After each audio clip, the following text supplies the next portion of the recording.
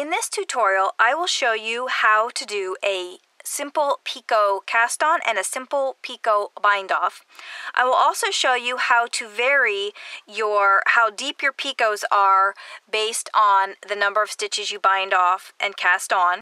I will also show you how to vary the stitches between your picots based on how many stitches you cast on and bind off. We are going to start with the Picot cast on. You will start with a simple slip knot, and if you have never done the knitted on cast on, that's what we're going to use here. So you're going to start by just casting on a few stitches. We're going to cast on 5 stitches here because I'm going to base how many stitches I cast on by how deep I want my Picot. And I will show you how doing different cast-ons, a different number of cast-ons and different number of bind-offs will affect that Picot. So I'm going to start with 5 stitches cast on first. And then after you get 5 stitches cast on, you're going to bind off 2 stitches. So you would do the stitches just like you would normally do for a bind off. You would knit 2, slip the 1 over, and then knit 1 and slip 1 over. And then you're going to slip this stitch back over to your working needle. And you see there's like a little bump there. That's your first Picot. We're going to cast on 4 more.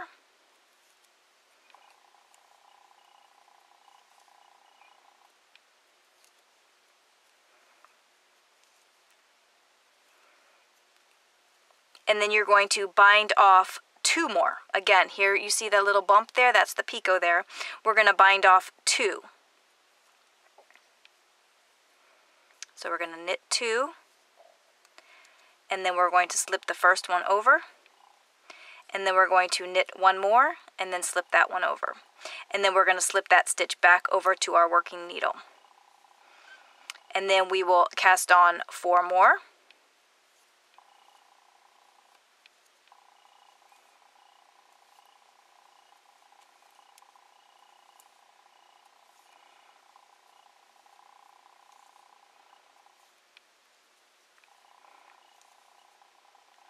So we have 4 more. And so what we're doing here is we have 2 stitches between each Picot edge. And we will bind off 2.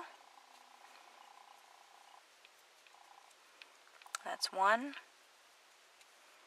And here's 2. And again, slip the stitch back over. So you see how there's 2 stitches between each one there? I will show you again. So cast on 4 stitches.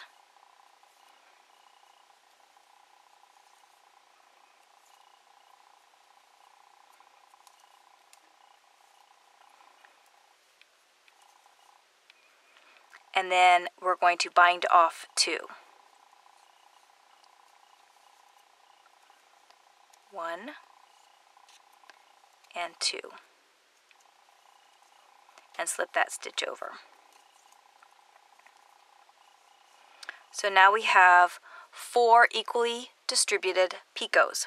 And these are short little picots. These are only 2 stitch picots, but we can do larger ones as well. So now I'm going to cast on 5 stitches.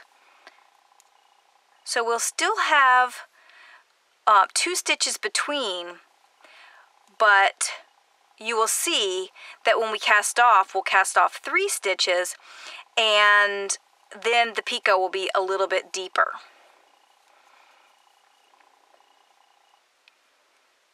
So here's the 5 stitches. Now I will cast off 3 stitches.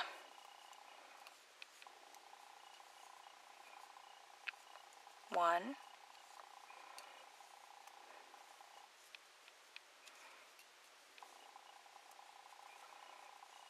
And we'll slip that stitch back.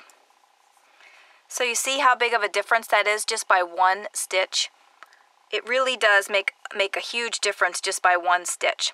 But you can, and then you could also do, if we cast it on 5 stitches, and you can only still cast off 2, but then you would have 3 stitches between the picots. So let me show you that variation.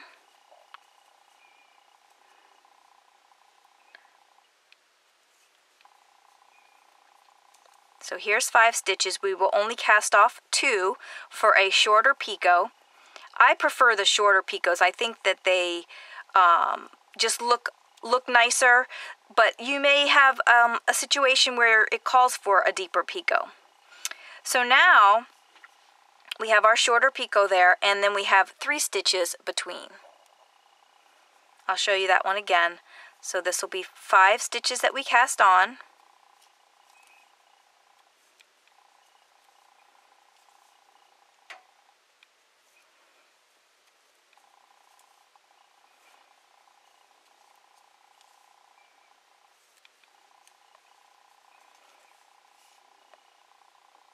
So that's 5 stitches. We will cast off 2.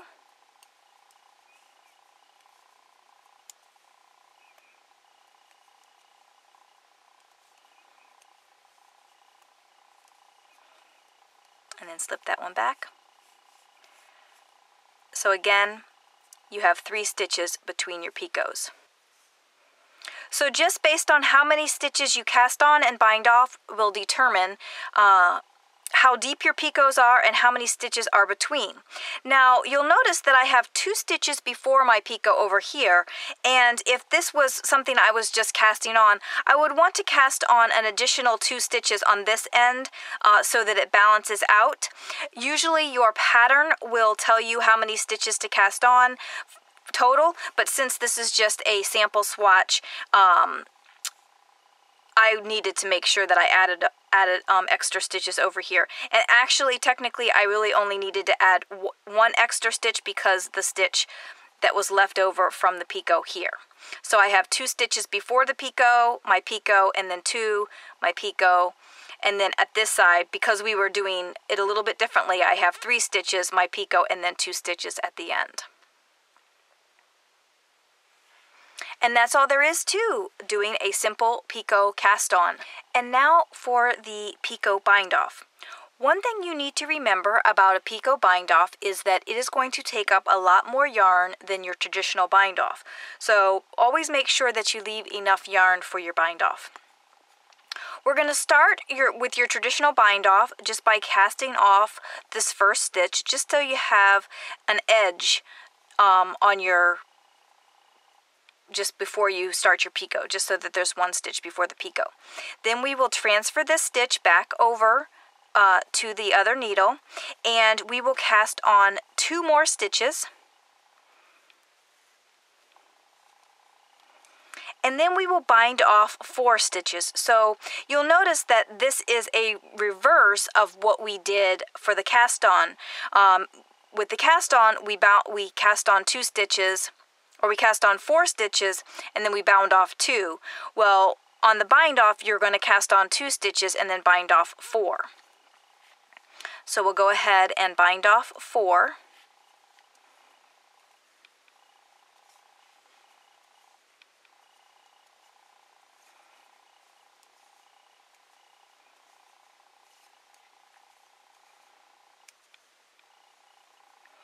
And then we will move this stitch back over to the needle again.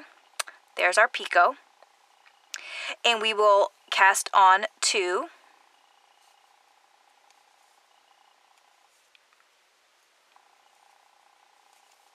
And bind off 4.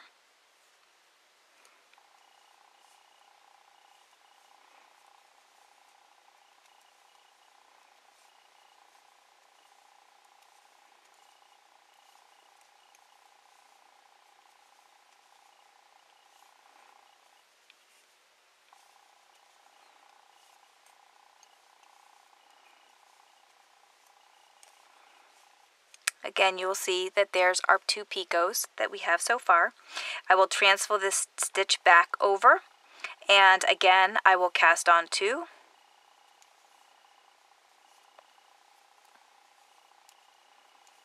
And bind off 4.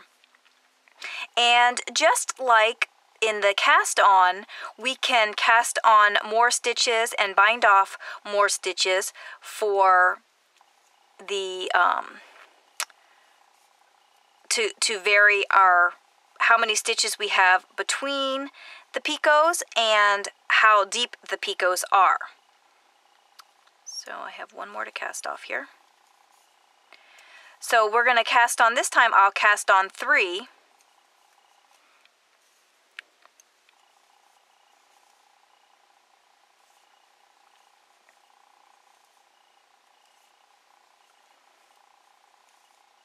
And I'll bind off 5.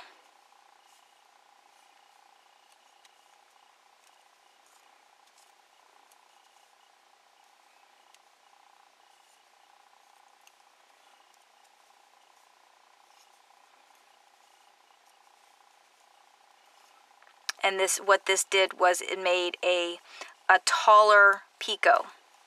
It's kind of hard to see while it's still on the needles, but it did make a taller picot here than the one next to it. So that's how you would make a taller picot, is to cast off more stitches. So you cast on more stitches and then you bind off stitches.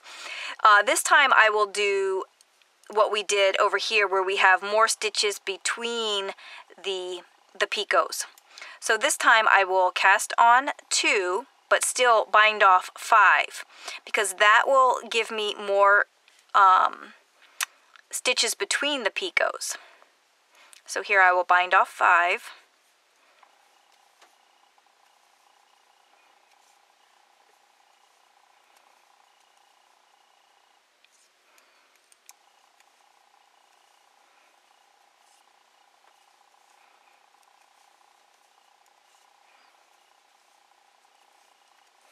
And I'll do that again here. So I'll cast on 2.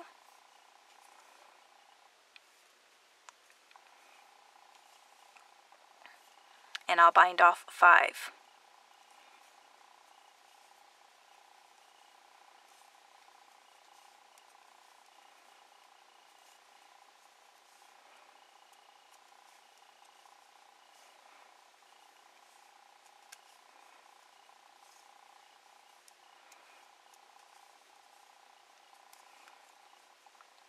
And then I'll cast on 2, and I'll bind off 4 this time. So that'll get me to the end. And again, when you're working with your pattern will usually tell you how many stitches to cast on and bind off.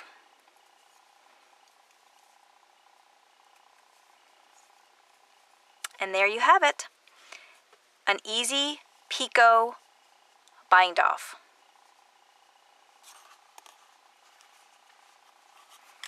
And your easy picot cast on.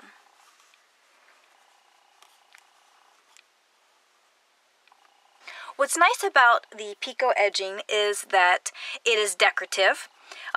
It adds this nice little border on your garment, and it's also very stretchy. This edge is much stretchier than it would be if it was just a regular cast off or bind or cast on. Some of the places that you might use a picot edging would be maybe the top of a sock, on the cuff of a sock, or on the cuff or sleeve of a sweater that you might be making. It is a very nice look. This particular piece is rolling because I just did stockinette in the center, but usually what I might do for an edging, if I was doing a picot cast on, I probably should have did a ribbing for my section and then continue up and then do the bind off. I didn't do that here, and that's why it's curling, but your pattern will give you a little bit more information about how to keep that from curling.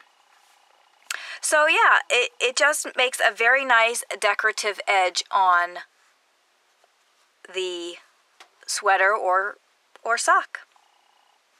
So I hope you enjoyed this tutorial, and I hope you will come back next week for another tutorial. Thanks for watching. Bye.